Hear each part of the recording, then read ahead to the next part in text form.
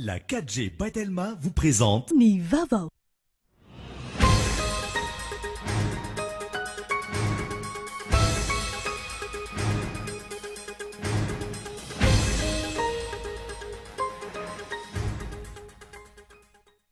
Ny farany ny alakamisy teo amin'ny renivohitra Zambie ny fionana faharoapolo ny Komeza. Ny farany tamin'ny fotoana io ihany koa no mahafoloha mpitarika ny Komeza ny filoha Rajaonarimampianina. Fanontaniana nipetraka ny hoe inona ny tombony azon'i Madagasikara nandritra ny nahafoloha azy. Iarahan-sazy voarakitra ao anatin'ny lalàna ary tokony hiakatra conseil de discipline ny mpiasa-panjakana na mpitondra ambony mampifangaro ny asa-panjakana sahaniny amin'ny raharaha politika. Io no nasongadin'ny mpahalalàna sy ireo fiarahamonim-pirenena nanaovana fanadindiana tamin'ity androany ity. Nisokatra tamin'ny alatsinainy fa 12 volana jolay lasa teo ny taom-piotazana lavanila amin'ity taona ity any amin'ny faritra Sava. Mitaraina noho ny vidina ambany ividianan'ny mpanangom-bokatra sy ny mpanelanelana ireo mpamokatra. Tsy hiempotra amin'ny fampiakarana ny sarandalana ho 500 ariary ny kooperativa mivondrona ao anivon'ny FMA.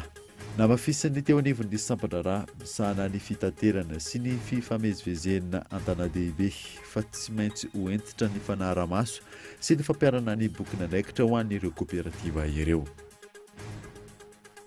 Eo amin'ny maresaka iraisam-pirenena kosa indray dia nandany lalàna izay mamamaritra ny firenena israeliana ho firenena jiosy ny parlemanta israeliana Maly. Solombavamboaka maro no manasokajy io lalàna io ho fanavaka vaham-bolo-koditra. Ny adidireo avy hatrany ary ho hitanao afaka fotoana fohy.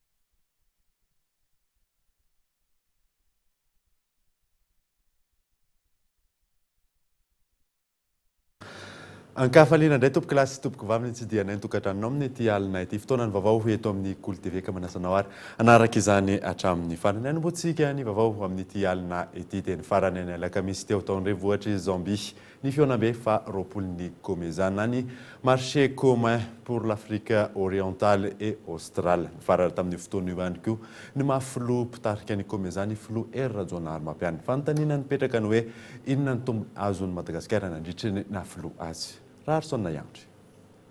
Ny farany ny alakamisy teo tany Lozaka, renivohitra Zambie, ny fionambe faharoapolo ny firenena mpikambana ny Komeza na ny marché commun pour l'Afrique orientale et australe. Ny filoham-pirenena malagasy Rajaonarimampianina ery no filohan'ny Komeza nanomboka tamin'ny volana oktobra taona 2012. Tokony farana nanomboka tamin'ny alakamisy io ihany koa ny mahafilohan'ity vondrom-barotra ity ny filoham-pirenena malagasy. Mipetraka amin'ny fanontaniana hoe nandritra ireo taona latsaka kely na filohan'ny Komeza amin'ny filoham-pirenena malagasy izay. Inona ny tombotsoa azon'ireo mpandraharaha malagasy sy ny firenena malagasy. Nandritra ny kabary famaranana nataon'ny filoham-pirenena malagasy tamin'ny alakamisy io no nilazany fa dia efa tafiditra tanteraka ao anatin'ny teknôlôjia nomerika ankehitriny ny Komeza. Aiza ho aiza amin'izany teknôlôjia nomerika izany ireo mpandraharaha madinika salantsalany malagasy izay manam-paniriana isehatra eo amin'ity tsena aty Afrika Orientale sy Australie ity. Mbola tsy fona eto amin'ny faritra maro manerana ny nosy ankehitriny ny delestazy izay fototra voalohany ny fampiasana ny teknôlôjia nomerika no lazainy ny filoham-pirenena. Isan'ireo resahana betsaka ihany koa nandrety fionamben'ny Komeza ity ny fisian'ny fandriam-pahalemana izay antoka lehibe ho amin'ny fampandrosoana ny fifanakalozana sy ny fifanarasarahana ara-baritra eo amin'ireo firenena mpikambana. Tsikaritra nandritra izany fefa misy niezaka eo amin'ireo firenena mpikambana tsirairay amin'ny fametrahana ny fandriam-pahalemana ao aminy. Tsy tahaka ny eto amintsika izay mbola anjaka any tsy fandriam-pahalemana tanteraka. Mbola manjaka tanteraka amin'ny fankanan-kerin'ireo vahiny sy teratany malagasy mpandraharaha. Tsy lahitra fitsiko ireo dahalo mpanakadalana sy mpananobohitra manerana amin'ny faritra maro eto amin'ny nosy. Raha fehezana tsy nitondra inona loatra ho amin'ny fandrarana ny toe-karem-pirenena malagasy aloha hatreto ny nahafilohan'ny ty vondrana Komeza ity ny filohan'ny pirenena malagasy tao anatin'izay roa taona izay. Nandritra ity fihaonam-be faharoapolo ty ihany koa no nandraisana ho mpikambana ny Tunisie sy ny Repoblika Federaliny Somalia. Mahatratra 20 zany amin'izao fotoana izao ny firenena mpikambana ao amin'ny Komeza. Tsy tokony osakana amin'ny fanatanterahana fifidianana madio sy ny mangarahara ny tsindry sy ny famatsimbola avy amin'ireo mpiara-mombona antoka iraisam-pirenena. Tokony izany hatreo amin'ny fiara-miasa ara-bola sy ara-teknika ny fanampian'izy ireo raha ny fanazavana azo. Ivry-Richard. Tsy tokony anohintohina ny fanatanterahana fifidianana madio, mangarahara arikeny rehetra ny tsindry sy ny famatsimbola avy amin'ireo mpiara-mombona antoka iraisam-pirenena eto Madagasikara. Araka ny fanazavana manam-pahaizana momba ny fifandraisana iraisam-pirenena nanaovana fanadihadiana, tokony hijanona hatreo amin'ny fiara-miasa ara-bola sy ara-teknika ahafahana hanatanteraka ny fifidianana fotsiny ihany ny fanampian'izy ireo ary tsy tokony hisy fiantraikany amin'ny fangararany ny valim-pifidianana. Araka ny fanazavana trany, tokony ho apetraka laharam-pamena trany ny tombotsoa ambony ny firenena. Tsisy afa-tsy ny fandaniana ny filoham-pirenena amin'ny alalan'ny fifidianan'ny vahoaka malagasy zany izay mety ho filohan'izay zany. Ka ny anjaran'ny firenena mikambana zany dia mampirisika sy manentana zany Madagasikara amin'ny fanatotosana izay fifidianana izay ho mangarahara sy tsy mitanila ary eken'ny rehetra zany ny valim-pifidianana. Ilay filoham-pirenena izay ho lany eo dia tokony mba hay zany andanjalanja ny tombotsoa zany ny vahoaka malagasy tsy vaky fotsy zany satria raha toka diso tanila be loatra any amin'ny tombotsoa izay nametraka azy teo zany ilay filoham-pirenena dia tsy androso zany Madagasikara. Tsy tokony hisy intsony arak'izany ny paika sy tetika samihafa tsy hanatontosana ny fifidianana amin'ny pitoniana eto amintsika amin'izao volana vitsy tsy gadona ny fifidianana izao. Iarahan'ny sazy ary voarakitry ny lalàna ary tokony hiakatra conseil de discipline ny mpiasa-panjakana nampitondra ambony mampifangaro ny asa-panjakana sahaniny amin'ny raharaha politika. Io no nasongadiny ireo mpahay lalàna sy ireo fiarahamonim-pirenena sy nanaovana fanadihadiana tamin'ity androany ity. Fezora Valy. Anatin'ny fotoana hiatrehana ny fifidianana, manamafy ny tokony hanajany ny mpiasa-panjakana sy tokony andraikitra ambony eto amin'ny firenena ny tsy fitanilana ny Prime-Ministra na inona firehakevitra politika ironana na inona. Misy ny sazy mifanaraka amin'izay tsy fanajana ny tsy fitanilana izay na ny neutralité de l'administration, tokony hiakatra conseil de discipline izay mandika izany ho ny mpahay lalàna nanontaniana. Antony moa dia tsotra satria efa hiditra antsika amin'ny fifidianana amin'izao. Ka ny raharaha-panjakana zany tsy tokony hafangaro amin'ny raharaha politika. Tsika moa mahita ombeny fa misy mpiasa-panjakana amin'izao dia manao fanambarana ara-politika mihitsy amin'ny fiandaniana ary ireny zavatra ireny zany dia voafaritra ny lalàna. Eo moa ny lalàna mahakasika ny fifidianana fa eo koa moa zany ny lalàna izay mamaritra ny asa tsirairay arak'ilay atsotsika hoe statut particulier. Tena voasazy miakatra conseil de discipline zany ny mpiasa-panjakana raha manao an'izay. Raha mahakasika indray ny mpitondra fanjakana ambony zany dia voenjika izy satria tsy maintsy miala amin'ny asany izy ary ilay vato izay eritreretina fa ahazon'ilay mpanao politika avy tamin'ilay fiandaniana ilay mpiasa-panjakana dia azony senifoanana na azony asesifoanana izay zavatra izay. Ankilana efa voafaritry ny lalàna ao amin'ny anjininy fa 7 ny lalàm-panorenana ny tokony hipetrahany izay fisarahany asa-panjakana sy ny fironan-kevitra politika izay mampanahy ny fiarahamonim-pirenena ny tsy fanajana azy, ny tsy fanajana lalàna hoy izy ireo izay sakana hatongavana ny amin'ny mahatany-tandalana marina ny firenena iray. Raha tena tany-tandalana tokoa ny eto amintsika dia tokony ho ampiarina sy aseho ny fahavononana ampiatra n'ilay lalàna na ny eo anivon'ny intérieur io na ny eny amin'ny vomera mahaleotena misahana fifidianana na ireo rehetra voakasika izay zavatra izay hoe aiza ho aiza ny fampiasantsika an'io lalàm-pifidianana izay natao io na ny eny anivon'ny HCC koa ary tokony ampiatra sy hiantoka an'izay hoe tsy fitanilana izay aiza ho aiza tsika manoloana n'izay fanajana ny lalàna izay ho tanteraka tokoa ve zay sa hipetraka fotsiny tolo lalàna rehetra zay misy hatramin'izay mipetraka tsoratra fa ny fanatanterahana anazy a mandringa. Raha ny zava-misy ato amin'ny firenena saika hampandrindra-paritry ny antoko ny fitondrana ny ankamaroany ny lehibe ny faritra manerana ny nosy. Misy ihany koa ireo mpiasa-panjakana ambony hita manao fampelezan-kevitra na fanehoan-kevitra politika.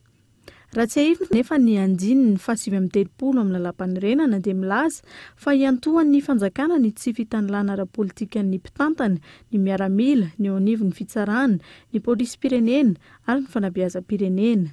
Mifanindran-dalana amin'izao fotoana ankatoko ny fifidianana izao, tafiditra anatin'ny fanajana ny tsy fitanilan'ny mpitondra sy ny tompony andraikitra ambony eto amin'ny firenena izay, ny tsy tokony ampiasana ny fitaovam-panjakana na ny volam-panjakana amin'ny fampelezan-kevitra sy ny fanehoan-kevitra ara-politika.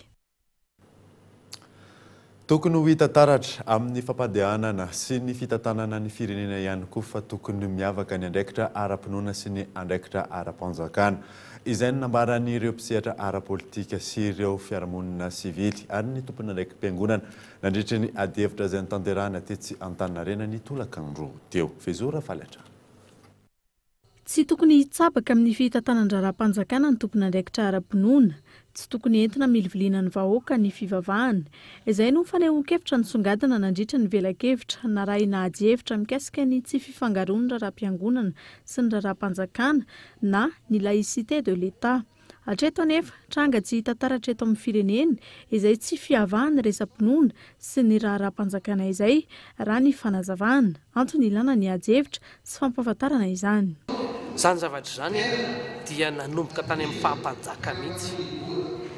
Ka hatramintsika amin'ny teny androany izao dia tena mifangaro tanteraka mihitsy satria fanararotan'ny mpanao politika sy ny mpitondra fanjakana ny fidirana sy ny fiaraha-miasa izay hita mivantana atao an'ireo mpanao politika miaraka amin'ny fiangonana na ny mpitondra fiangonana lasa manao politika ao anatina kion-dalana Madagasikara satria hiatrika fifidianana izay ho filoham-pirenena vaovao indray tsika mametraka ny hoe fanabeazana ny olom-pirenena hovanina dia adidiny ny manao an'izao fampahafantarana zao mivoaka malagasy. Raha ny fanehoan-kevitra izy ireo hatrany, misy foto-kevitra mazava, mametra ary tokony arahana isiny ny fisarahana ny fahefam-piangonana sy ny fahefam-panjakana izay. Prinsipa anankitelo no FDP ao anatin'izany. Ny voalohany dia ny atao hoe les libertés de conscience. Izay no prinsipa voalohany ao anatina firenena laïque. Firenena andresana satria état de droit moa zany le sujet. Ny faharoa ao anatin'ny laïcité dia ny tsy fiarahan'ny rafi-pitantanana fanjakana sy ny rafitra fiangonana. Satria ny rafi-pitantanana firenena dia manome ny atao hoe service public izay tokony ahitana neutralité. Ny fahatelo dia ny fitovian'ny rehetra eo anatrehan'ny lalàna. Ny rehetra pilo sy ny rehetra tsy pilo. Raha ny fanazavana trany amin'ny fotoana rehetra ny tokony ahitana taratra izay tsy fifampijabahan'ny raharaham-piangonana sy ny raharaham-panjakana izay fa tsy amin'ny fotoam-pifidianana tahaka izao ihany no ampahafantarana izany. Tsy tokony ho fitaovana entina mamilivily ny vahoaka ihany koa ny resam-pinoana. Raha tsy ahivina, ambaran'ny lalam-panorenana mazava ao amin'ny andininy faharoa fa adidin'ny fanjakana ny mametraka ny tsy fitanilana sy ny elanelana tokony isy eo anatrehan'ireo karazam-pivavahana misy na mametraka ny laïcité de l'État. Voarara ny lalàna ny fifampijabahan'ny mpitondra fanjakana amin'ny raharaham-piangonana. Tahaka izay ihany koa ny fitsabahan'ny fiangonana amin'ny raharaham-panjakana. Ny lehibe na andrim-panjakana dia tsy tokony ho tafiditra ao anatin'ny fitondrana fiangonana, sazy miandry izay manjika izany ny fanesoran'ny fitsarana avo momba ny lalam-panorenana azy amin'ny toerany na ny fampiatoana azy amin'ny asany. Mahakasika ireo hetsika syndikaly kosa indray dia notosaina ny hariva teo ny fifanaovan-tsonihy teo amin'ireo mpitarotolona sy ny syndika sasatsasany ary ny Premier Ministre teny amin'ny lapany mahazo harivo fanaovan-tsonihy ho famaranana ny fitakiana nataon'ireo mpampianatra mpanabe manerana ny nosy. Mikael Armarona.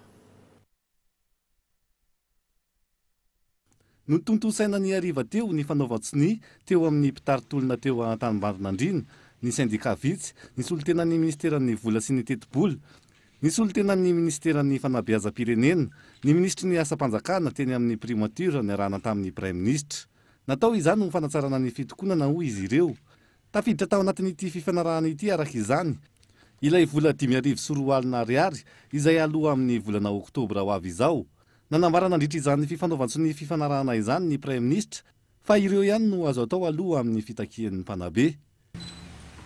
Dia azo lazaina fa rehefa manao zany tolona syndikaly zany dia misy ny azo tanterana ary misy kosa fotoana izay tsy maintsy anarana zany natao hoe mpitondra syndikaly zany, leader syndicaux zany mijoro ary manazava ny sainy besinimaro fa zay no dingana azo tanterana ary dingana azo tanterana dia tokony voarakitra ohatrany ataontsika amin'izao fotoana zao fa tsy vita ho azo ohatran'izao dia tsy nanao ity fifanaovantsony ity kosa ireo mpitarintolona teo amin'ny ministeran'ny fanabeazam-pirenena.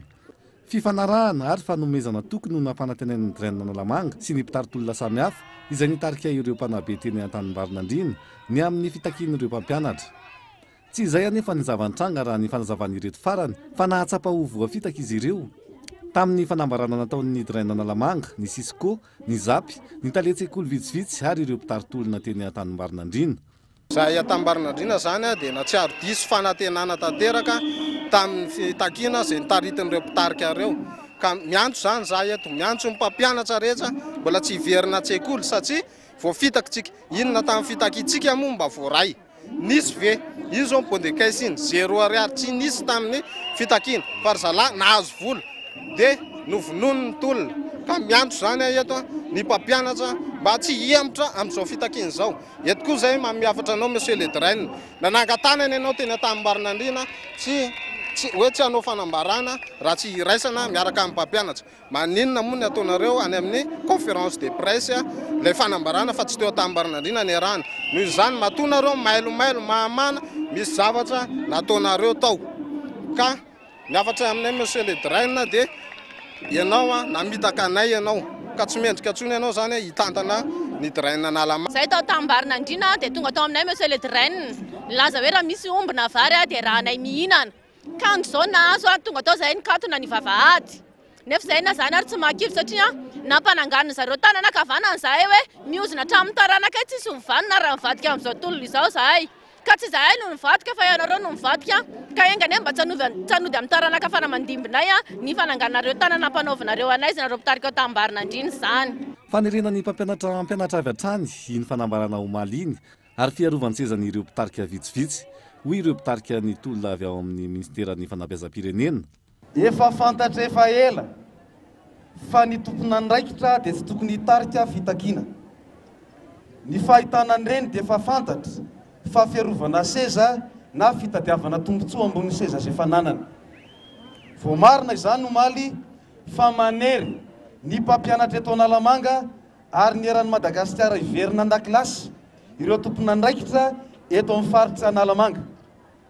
Eto zany voalohany teninay dia tsy Analamanga irery, tsy ny Drain'Analamanga irery Madagasikara profony zany. Tonga eto Antananarivo ireo solotena isa-paritra manambara fa tsy manaiky ary manohitra 100 isan-jato iny fanambarana nataon'ny Drain sy ny Sisco iny. Manamarina izany ny fiakaran'ireo mpanabe avy any amin'ny faritra manamafy ny tolona ataon'izy ireo. Mpampianatra avy any Ambatofinandrana izay tonga aty amin'ny renivohitra izay manamafy ny tolona satria mahatsapa ary resy lahatra fa hoe tena ambany mihitsy ny valeran'ny mpampianatra raha miohatra amin'ireo mpiasam-panjakana maro manerana ny Madagasikara. Ka dia tonga eto zany zahay mitondra ny alahelo, mitondra ny etaeta, manentana ihany koa ny namana rehetra ny faratra manerana ny Madagasikara amin'izao orana sy fotoana zao satria malahelo zany zahay mandre tonga aty Antananarivo maharaka ny vaovao omaly reny fa nisy fanambarana nataon'ny Drain'Analamanga sy Sisco izay mamerina manery ny mpampianatra mpanabe hiverina miasa izay atao hoe tsy ny fanarahana ny marimarina kokoa. Ankoatra izay nanampy ireo mpampianatra maro teo amin'ny tokotanin'ny ministeran'ny fanabeazam-pirenena ihany koa ireo mpampianatra ara-panatanjahantena. Mbola mitana ny teniny ireo syndicat teo amin'ny tokotanin'ny ministeran'ny fanabeazam-pirenena ary mbola hitoy ny fitokonana ny alatsinainy izao. Lafy vaovao hafa kosa indray dia miendrandrony tady eo amin'ny olafitry ny mpisolo vava sy maître Razafinjatovo Willy ankila milaza fa efa nampahafantarina ny mpisolo vava Razafinjatovo Willy ny antony ny antsona azy ny andehanany ny anambara fa tsy mbola nampalalana azy ny antony kodisy hatramin'ity androany ity hiona saina. Fanosorapotaka ny olafitry ny mpisolo vava no ataon'ny maître Razafinjatovo Willy ny amin'ny filazana fa antony ara-politika no anenjehana azy ankehitriny hoy ny bâtonnier de l'ordre des avocats du barreau de Madagascar tamin'ity androany ity tetsy anosy. Tsy resaka politika fa antony arak'asa izay efa fantatry maître Razafinjatovo Willy no iantsona azy raha ny fanazavana. Ary marihana zany fa maître Willy Razafinjatovo dia misy fitarainana maromaro mahakasika azy tonga teto anivon'ny olafitry ny mpisolo vava. Fitarainana nataon'olon-tsotra, fitarainana mpisolo vava mpiara-miasa aminy, fa tsy resaka politika no iantsona azy eto anivon'ny olafitry ny mpisolo vava. Noho izany zany zay dia manamafy fa fanadihadihana tsotra no natao io fa mbola tsy conseil de discipline araky ny zavatra izay naparitaka. Everinao fanosorapotaka ny filazana fa resaka politika ny antony fiantsona any maître Razafinjatovo. Tsy marina velively ny filazana fa tsy noajaina ny zon'ny ireo olona ireo mpisolo vava ireo hiaro tena fa nifanohatra amin'izany ary zany nataonay nampahafantarinay azy hoe misy an'ireto fitarainana reto dia mbola namenay anazy ny photocopie ny dossier dia mbola namenay fotoana izy hatramin'ny faharoan'ny volana aogositra hitondra valiteny. Tsy nampahafantarina ary tsy mahafantatra ny antony nampiantsona azy ny mpisolo vava Razafinjatovo Willy. Ambadika politika fa tsy resaka asa ny zava-mitranga ankehitriny raha ny nambarany. Fa manaraha ianareo lalàna sy ny procédure. Sy raha ohatra na commission na conseil de discipline ny zavatra maro dia tsy maintsy alefasana demande d'explication le olona dika zay zany hoe ampahafantarina le olona hoe inona no zavatra hoe lazaina fa tsy mety ataonao. Dia mamaly le olona. Fa tsy zany ny zavatra natao fa atsony fotsiny dia inona no ataoko any zany. Milay izy fa tsisy resaka politika. Maninona tsisy politika efa reka efa fantatr'olona rehetrarehetra le hoe afatra avy le avoloa hoe angataka atao ambassadeur manko izy zany zay zany resaka mandeha zany tianao ambassadeur zany izy dia lazainy avy le avoloa zany fa hoe eny ary fa ataovy zay ampangininy io mety raha olala io satria io matetika rehefa miteny dia enon'ny olona tian'ny olona zavatra tenen'ny olona io ka manahirana anay ataovy zay ampanginany io dia zay zany no mahatonga anazy hoe misy ohatrany hoe resaka hoe zasy izy misy zany resaka personnel izy. Mienjandroa araka izany hitady eo amin'ny andany sy ny ankilany amin'izao fotoana izao. Miandry ny fionana manaraka izay ho tanterahana ny alakamisy faharoa aogositra izao ny mpanara-baovao afantarana izay ho toy ny tirara ity. Lafy vaovao hafa tanteraka kosa indray dia misokatra tamin'ny alatsinainy fa 12 volana jolay lasa teo ny tampio-tazana lavanilina tamin'ity taona ity any amin'ny faritra Zava mitaraina noho ny vidiny ambany hividianan'ireo mpanangom-bokatra sy mpanelanelana ireo mpamokatra. Fanadidina Rarsona Yamtry. Manodidina ny iray hetsy ariary amin'izao fisokafan'ny tampio-tazana vanilina izao any amin'ny faritra Zava no hividianan'ireo mpanangom-bokatra sy mpanelanelana amin'ny vidiny 2 kilao amin'ny lavanilina maintso. Raha natratratra any amin'ny 5 alina ariary sy iray hetsy zany tamin'ny tampio-tazana farany.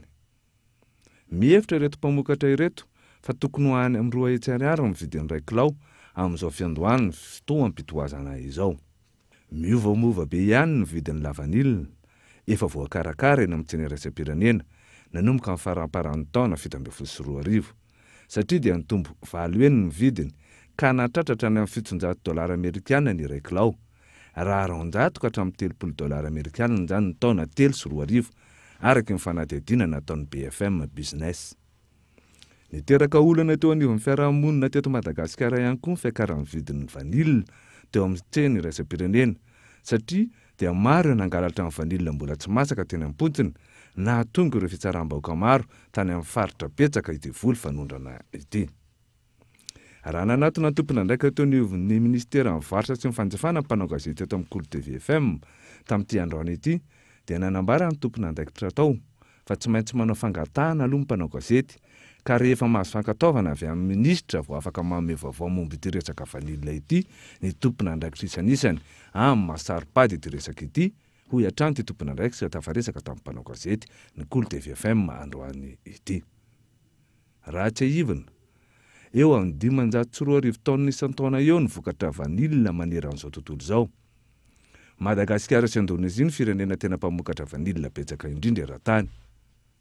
États-Unis, Allemagne ary Frantsa kosa no firenena mpanafatra be indrindra amin'ny vokatra vanila satria ny 800 ny fanafarana dia avy amin'izy ireo avokoa. Tandray anaraka dokavarotra isika izay tanamoa vaovao mahalinaka manasana ho ary anaraka izany hatramin'ny faramiverina eto ihany isika hijery mahakasika ny tsy fandriam-pahalemana amin'ny komuna ambanivohitra Vilihazo. Eo ihany koa moa ny fampiofanana izay atao amin'ny mpiasa izay ataonao amin'ny orinasa Ambatovy. Rehefa avy eo ary.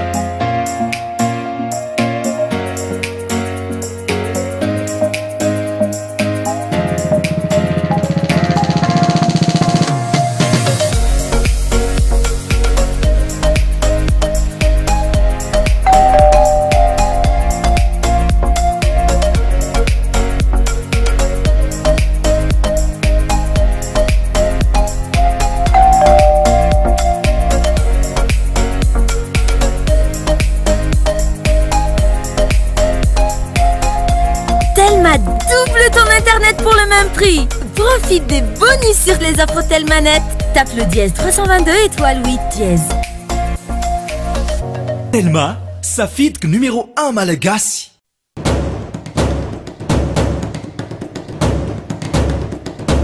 Vibrez au rythme des couleurs Orlac. Orlac, c'est une large gamme de peintures pour vous accompagner dans tous vos projets de rénovation, d'aménagement et de décoration intérieure et extérieure. Avec Orlac, réinventez la décoration de vos espaces et objets préférés. Retrouvez Orlac partout à Madagascar. Orlac, osez la qualité. Tu crois qu'elle est comment la vache qui fait du kiri? Elle est toute carrée comme le kiri. Ou alors elle est rallongée pour faire plus de boulets. Moi je crois qu'elle a un masque et une cape bleue. C'est une vache super-héros en fait. Trop bon. Du lait, de la crème et plein d'imagination. Kiri kiri kiri.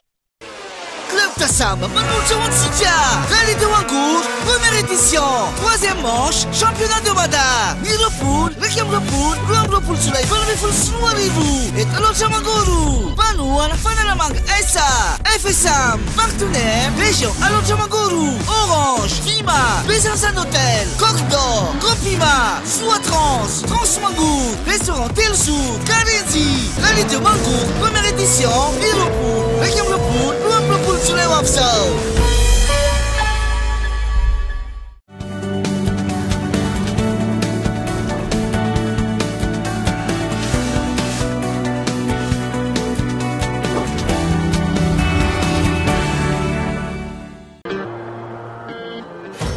The world entered a new dark age. I was one of the last synthetics to survive.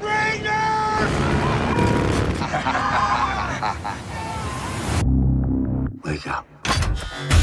Who are you? I've been looking for you for a long time. Because I'm the face. Her name's Ash. She's the perfect woman, right? Incorruptible. God, I love that.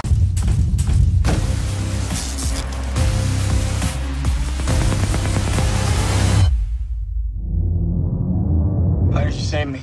Maybe I'm malfunctioning. I've never had this feeling before. It was at that moment I became aware of exactly how different I was. Araky ny fampahafantarana teo eny Valirasika izy indray noronantsara raha antsika ny alina eto amin'ny Cool TV. Tontolo ny fitaterana kosa ny hanoizantsika ny vaovao dia tsy empotra amin'ny fampiakarana ny sarandalana ho dimanjato ariary ireo kooperativa mivondrona eo anivon'ny FMA na mamafy kosa ny teo anivon'ny sambandrara misana ny fitaterana sy ny fimemezivezena an-tanàn-dehibe fa tsy maintsy hoentitra izy ireo Ivrichard. Taorian'ny fampafantarany kooperativa pitaterana mivondrony eo anivon'ny FMA na ny fitaterana miendrika ho an'Antananarivo ny alatsinainy fa 9 Jolay lasa teo mahakasika ny fampiakarana ny sarandalana ho 500 ariary manomboka ny voalohan'ny volana Aogositra ho avy izao na mafisy foloan'ny kooperativa FMA androany fa tsy hemitra amin'ny fanapahan-keviny izy ireo araka ny fanazavana tsy azo ekeny intsony ny fiakaran'ny viditsolika tsy ankiato sy ny fahatarany ny fandoavana ny vola fanampiana ho an'ireo mpitatitra na ny compensation nanomboka ny taona 2024 sy 2024.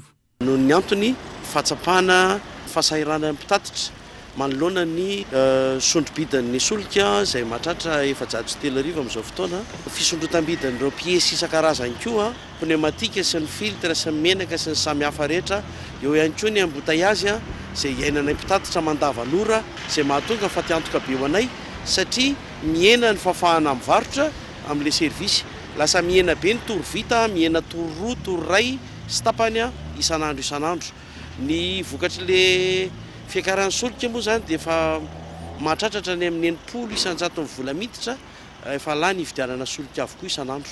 Farany ny resaka compensation dia ny compensation tokony raisinay nanomboka tany amin'ny taona 924 sy 724 io mbola zaraina amin'izao 2024 izao. Miantefa betsaka amin'ny fanjakana ny fanapahan-kevitra ny kooperativa pitaterana mivondrony eo anivon'ny FMA ampiakatra ny sarandalana ho 500 ariary raha ny fanazavana. Nilazany teo anivon'ny sampandraharaha misahana ny fitaterana sy ny fivezivezena ny tanan-dehibe eo anivon'ny commune fa tsy maintsy ho entitra ny fanaramaso sy ny fitiliana ny zotra mampiakatra ny sarandalana manomboka eto. Tokony fandraika amin'ny fahafahan'ny kooperativa ho anatanteraka ny asany ny kalitaon'ny servisy omena ho an'ny mpanjifa. Amin'izao moa zany ny mpitatitra dia milaza fa mahatiantoka tsy dia mahazo tombo loatra amin'ny asa fitaterana ka tsy afaka manome loatra ilay tena kalitao tadiavin'ny mpanjifa fa amin'izay fotoana izay zany rehefa mba hita hoe mba afaka mety anatanteraka an'izay izy dia tsy maintsy manara-maso ny commune ny amin'izany kalitao omena mpanjifa zany ao anatin'ny fitaterana. Raha ny fantatra zotra maro eto andrenivohitra no voakasika izay fampiakarana ny sarandalana izay santionana ny zotra 3.70, ny 4.70, ny 2.70, ny 7.70, ny 9.70, ny 3.70 ary ny 5.70 hoentitra tsy leferiny intsony ny fampiarana ny bokin'andraikitra ho azy ireo raha ny fanazavana araka ny loharanom-baovao azo hoentiny eo anivon'ny fivorian'ny mpanolo-tsain'ny tanàna na Antananarivo afaka 10 andro ny mahakasika izay bokin'andraikitra ho an'ny fitateran'izay.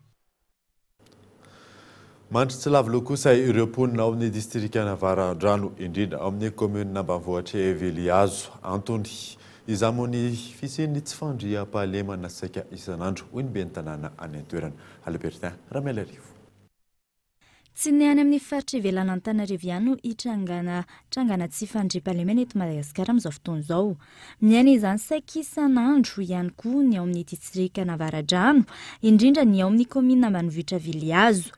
Mandry tsy lavy loha ireo mponina noho izany. Basy Mahery Vaika no entiny dahalo manafika androbahana ny omby sy ireo mpivarotra izay tena lasibatra amin'izany asandalo izany.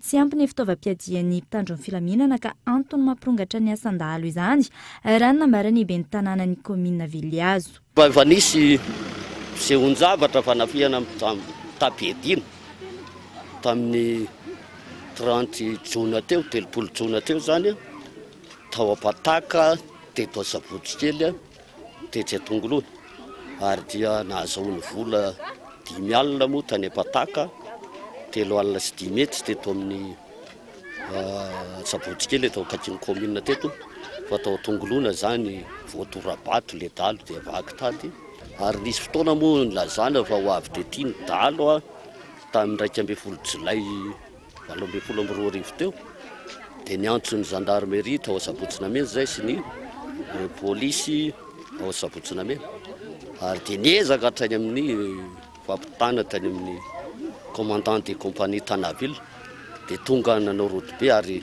fiara tsy mataho-dalana efatra tonga tatia dia nazava ho azy moa fa tsy nisy ny fanafiana tamin'ny fotoana io.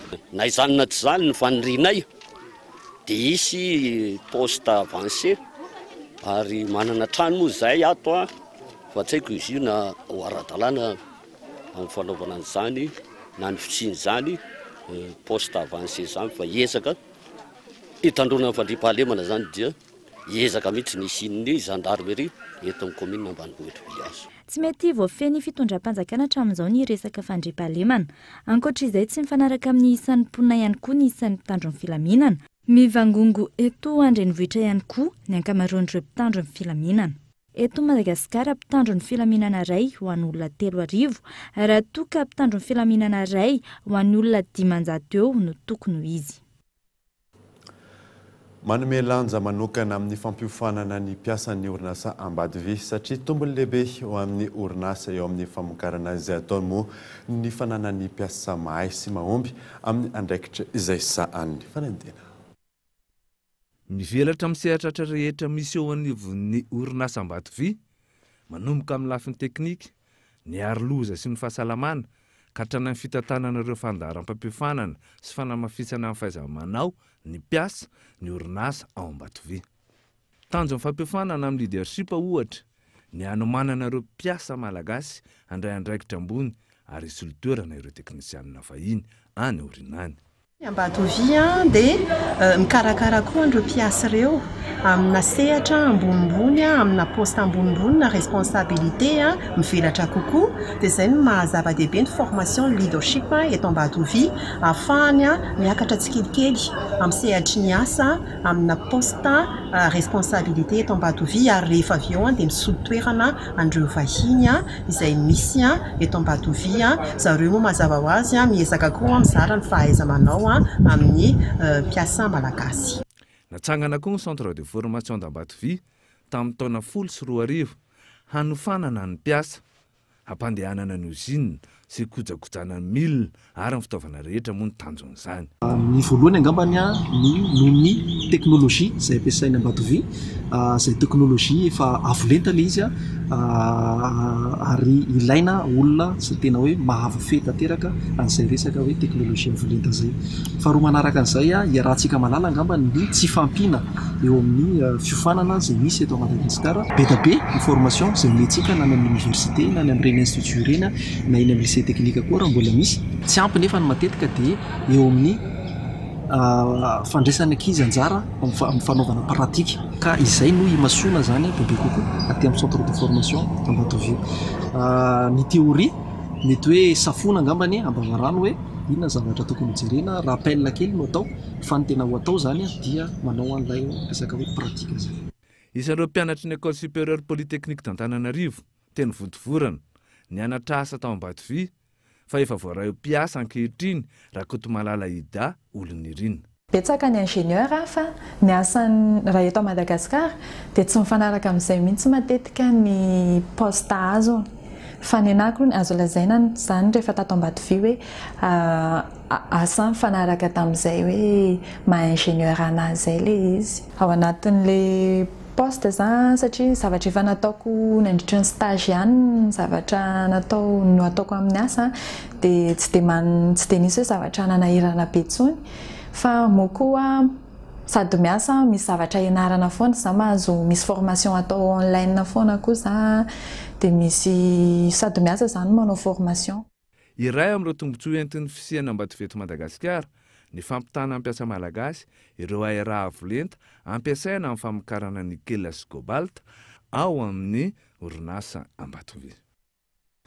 Nivoaka androany kosa ny laharana fahavalo amby efapolo ny gazety izay mpiseho isan-kerinandro Madagasikara Matin Hebdo. Asogadiny amin'izany Christine Razafy manatsoa la légitimité de la refondation devrait baser sur les urnes izay hita moa ao amin'ny pejy fahaefatra sy fahadimy. Voaresaka eo ihany koa Pasteur Mayol, pionnier d'une nouvelle tendance politique izay hita moa amin'ny pejy faharoa sy fahatelo. Ny pejy fahaefatra sy fahadimy dia misy ny 7e art premier long métrage pour Eliane Bezaza izay asongadiny gazety ihany koa moa amin'ny pejy fahaenina sy fafito ny mondial valo amby folo sy roa arivo. Champion du monde, le bleu honoré par tout un peuple. Eo amin'ny koa ny resadresaka iarahana ny farany enina Razafy Mamonjy izay hita ao amin'ny pejy fahavalo ao amin'ny pejy fahafolo koa misy an'ny TV Connexion izay velabelarana ny fandaharana Passion d'Ado mampirisika ny anatratra ny nofinofy izay arahanao amin'ny Gaël Vilolontsoa isaky ny alahady amin'ny 9:30 eto amin'ny Kolo TV. Fa ny anoizantsika ny vaovao kosa indray dia asa miavaka indray no aroso amintsika amin'ity androany ity dia ny fanaovana sérigraphie. Efa misokatra moa ny tsena amin'izao fotoana izao isan'ny mampitombo ny ireo mpanjifa moa ny vanim-potoana fanaovana famadihana. Mikael Armanla.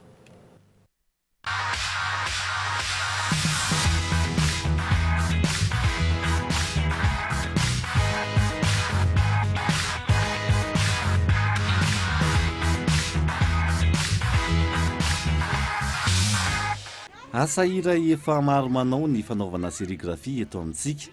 Isan'ireo manao izany ity nanaovana fanadihadiana ity. I Meandriso Justin, iray amin'ireo mpanao izany ny tenany. Ireo karazana t-shirt misy ny anarana avadika ny akamaroan'ireo komandy. Avy amin'ny fianakaviana iray ihany ireo mifanampy. Ny loko sy ny éponge fantsika kiraro, ny lamba ary ny taratasy eto no miasa. Malany loko 7 litatra isan-kerinandro izy amin'izany. Efa ela mihitsy ihany nanao an'ity asa ity zany vao tsy afaka amin'ny fianarana dia efa nanao an'ity asa sérigraphie ity. Dia efa nanomboka tany amin'ny 2003 tany nefa nanao an'ity. Dia naparitaka tamin'ny fianakaviana. Dia lasa nandroso be teto Ambodinsotra zany izy Ambodinsotra Andramanalina. Fahitako an'ilay asa tompoko dia mandroso tsara amin'izao tsy ohatran'ny teo aloha. Miroborobo daholo zany ny asa sérigraphie eto aminay. Ireo mpanao famadihana amin'ny fotoanan'ny maintany no mampiakatra ambonin'ny mpanjifa raha ny fanazavana. Mandefa komandy eto ny akamaroan'ireo taxifone eny amin'ny manodidina, eny hatramin'ny any amin'ny faritra. Ny fandehan'ny asanay zany ohatra hoe rehefa famadihana zao dia manao komandina t-shirt le olona dia polo dia io zany tsy maharaka mihitsy zany za nareo fianakaviana akaikiko ireo. Dia ao koa ny banderole plus an'izay ny fikambanana amin'ny fiangonana koa manao t-shirt. Izay zany afaka miantoka t-shirt fa manana mpandraitra izay. Dia avy eo ilay olona mandray fotsiny miaraka ny soratra t-shirt zany. Dia misy indray ny olona sasany efa manana mpandraitra any dia mitondra t-shirt izy dia soratana eto. Efa misy mpandraitra zany raha hoe misy olona hoe tsy mahita mpandraitra dia izay manana mpandraitra dia mandray vita ilay olona. Ho an'ny Meandriso Justin, fafinaretana ho azy ny fampitana ny fahaizana amin'ireo namana. Ny tiako ampitana angamba amin'izay asa tanana malagasy zay dia ny alo ny avantageko faly dia faly satria izao avamiko no naparitaka an'ity asa tanana sérigraphie ity dia za nanome lasa fifaliana ho anahy satria tsy tia tena. Dia ny afarako amin'ilay olona mbo manana spécialité zany mbo afaka mizara ho an'ilay olona tsy manana satria tsy hainao na mety misy mpandraitra kiraro resy dia zaray ho amin'ny olona ngeny raha tsy mety ho fandrairana kiraro mety hampalaza an'ilay olona akaiky eo ohatr'izany. Ohatr'izay zao ny anahy sérigraphie dia zaraiko ilay izy dia izao lasa malaza zany ilay sérigraphie. Dia mirary an'ilay olona manao asa tanana zany mbo zaray ilay izy fa aza tia tena. Manomboka amin'ny 500 ariary kosa ny fanamboarana sérigraphie eto ary mahatratra 700 alina kosa ny metatra ho an'ireo banderole lehibe ka ny fiangonana ny akamaroany. Amin'ny 7 ora maraina hatramin'ny 5 arivo izy no miasa eto raha ny fanazavan'ny Justin hatrany. Ny taran'ny asa sy ny mba hananganana atelier lehibe no vinavinany. Maresaka iraisam-pirenena kosa indray dia nandalo lalàna izay mamaritra ny firenena israeliana ho firenena jiosy ny parlemanta israeliana omaly. Solombavamboaka maro no nanasikajy io lalàna io ho fanavakavahambolokotitra fanadina. Ny sesesy ny faneho-kevitra nataon'ny mponina mpanao politika ary solombavamboaka nanomboka omaly taoriany fandaniany parlemanta israeliana ny lalàna manasokajy ny firenena israeliana ho firenena jiosy. Solombavamboaka arabo maro no nandà ny fandanian'io lalàna io. Nambaran'izy ireo tamin'izany fa maty manoloana io ny demokrasia ny atoerana. Hiditra anaty lalàm-pandrenana nefa ity lalàna ity. Isan'ny nanameloka ny fandaniana izany ohatra i Jamal Zahalka, solombavamboaka arabo. nambarany tamin'ny alalany valandresaka tamin'ny mpanao gazety fa maniotra tanteraka izany izy ary ny sokajiny ho lalàna manavaka avambolok'oditra io lalàna io. Mizara roa izy ny ponina, ny iray ny jiosy ary ny iray arabo ary tokony anazy izany rehetra mba hisiany fitoviany tsirairay. Anatin'ny lalàna ihany koa izay zo mitovy izay, loza maro no mety ateraka amin'ny fandaniana ity lalàna ity. Ohatra ny mety ho fiatraikany amin'ny lalàna samihafa ho laniany solombavambahoaka. Eo ihany koa ny mikasika ny raharam-pitsarana izay mety hanomevahana ireo jiosy. Dia izay mamarina vaovao tamin'ity alina ity. Ankasitrany ianao nanaraka izany soava tsara daholo tompoko.